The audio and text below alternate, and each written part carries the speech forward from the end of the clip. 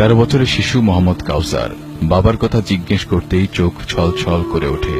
চোখের কোটরে ছলছল করে ওঠা জল বাঁধ ভাঙা নদীর মতো গড়িয়ে পড়ে চিবুক বেয়ে। কাউসার তার মতো আরো অনেক এতিম অসহায় শিশুর মতো থাকে কারওয়ান বাজারের আম্বরশাহ মাদ্রাসায়। ক্ষুদ্র ব্যবসায়ী বাবা বেঁচে থাকতে ভালোই চলছিল সংসার, কিন্তু হঠাৎ করে পিতৃবিয়োগে অভাব নেমে আসে সংসারে। একাকী মা সংসার চালাতে না পেরে ভর্তি করে দিয়ে যায় এই মাদ্রাসায়।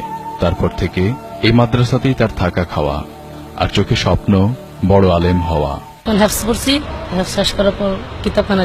তার মতো আরো অনেক এতিম শিশু বেড়ে উঠছে এই মাদ্রাসা এতিমখানায়, যাদের চোখে রয়েছে আকাশ জোড়া স্বপ্ন।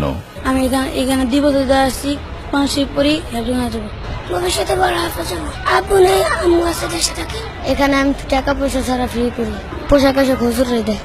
এতিম অসহায় ছাত্রদের দায়িত্বে থাকা শিক্ষকরা জানালেন, এসব শিশুদের ভালো মানুষ হিসেবে গড়ে তুলতে দিনরাত পরিশ্রম করেন তারা। এখান থেকে হেফজ শেষ করে তারা কিতাব বিভাগে যায়, সেখানে যায় দাওরা হাদিস পাস করে এখান থেকে। আর মাদ্রাসা কমিটির সহ সভাপতি বলেন, বিত্তবানদের দেয়া অনুদানে ভরণ পোষণ করা হয় এতিম শিশুদের। এলাকার যারা আছে তারা বহন করে, আর কমিটির ভিতরে যারা আছে একটু বিত্তবান লোক আছে তারা দানের হাতও কিছু বাড়িয়ে দেয়।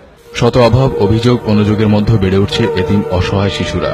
তবে যৎসমান ইফতার হলেও কষ্ট নেই তাদের। সব দুঃখ কষ্ট ভুলে সবাই মিলে একসাথে ইফতার করার মধ্যে দিয়ে আনন্দ ভাগ করে নেয় তারা। মফিউর রহমান, একুশে টেলিভিশন, ঢাকা।